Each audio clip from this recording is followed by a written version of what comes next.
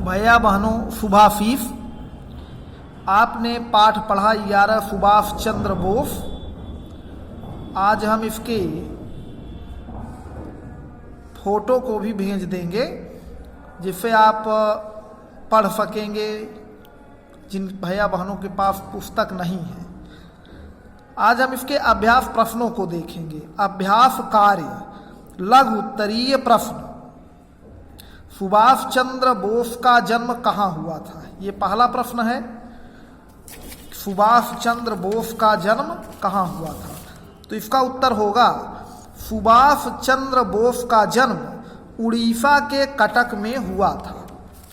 सुभाष चंद्र बोस का जन्म उड़ीसा के कटक में हुआ था। दूसरा प्रश्न है सुभाष स्वतंत्रता संग्राम में किसके विचारों से सहमत नहीं थे? सुभाष स्वतंत्रता संग्राम में महात्मा गांधी के विचारों से सहमत नहीं थे। ये दूसरा प्रश्न का उत्तर हो जाएगा। सुभाष स्वतंत्रता संग्राम में महात्मा गांधी के विचारों से सहमत नहीं थे। अगला प्रश्न है देशबंधु चित्तरंजन दास ने किस दल की स्थापना की? इसका उत्तर हो जाएगा देशबंधु चित्तरंजन दास ने स्वराज्य दल की स्थापना की। स्वराज्य दल नामक दल की स्थापना इन्होंने की। सुभाष चंद्र बोस ने 1929 में किस नगर निगम के महापौर निर्वाचित हुए? तो सुभाष चंद्र बोस 1929 ईस्वी में कलकत्ता नगर निगम के महापौर निर्वाचित हुए। अगला प्रश्न है पट्टाभिसीतारमैया किसके समर्थक थे? तो पट्टाभिसीतारमैया महात्मा गांधी के समर्थक थे। छठवां प्रश्न है सिपाहियों की आंखों में धूल झोंकने के बाद सुभाष जर्मनी में किससे मिलने गए? तो इसका उत्तर होगा सिपाहियों की आंखों में धूल झोंकने के बाद सुभाष जर्मनी में हिटलर से मिलने गए। आगे है सुभाष ने अपने उद्घोष में क्या कहा? सुभाष ने अपने उद्घोष में कहा जय हिंद और दिल्ली चलो जैसे नारों का समर्थन किया तथा इन्होंने भारत को स्वतंत्र कराने के लिए हर एक युवा पुरुषों से, महिलाओं से, देश की जनता से स्वतंत्रता संग्राम की लड़ाई में आह्वान किया। ये भी आप लिख सकते हैं कि सुभाष ने अपने उद्घोष में जय हिंद तथा दिल्ली चलो कहा। उद्घोष माने नारा होता है, तो जय हिंद का नारा दिया और दिल्ली चलो का भी नारा दिया, तो ये भी लिख सकते हैं। आगे है दीर्घ उत्तरीय प्रश्न। सुभाष चंद्र बोस को नेताजी क्यों कहा जाता है? तो यहाँ लिखा है सुभाष ने आज़ाद हिंद फौज के सैनिकों में भारत को स्वतंत्र कराने की ऐसी भावना भर दी कि एक एक सैनिक अपने बलिदान के लिए तैयार हो गया। यही सुभाष चंद्र बोस नेताजी के रूप में प्रसिद्ध हुए, क्योंकि उनमें नेतृत्व करने की भावना थी। वो विदेश में जाकर के भारतीय सैनिकों को इकट्ठा करके आज़ाद हिंद फौज बना दिया, इसलिए इनको नेताजी कहा जाता है। तो दीर्घ उत्तरीय प्रश्न में पहले प्रश्न का उत्तर यही आप लिखेंगे। दूसरा सुभाष चंद्र बोस कब कब क्यों गिरफ्तार हुए? तो ये घटना दी गई है।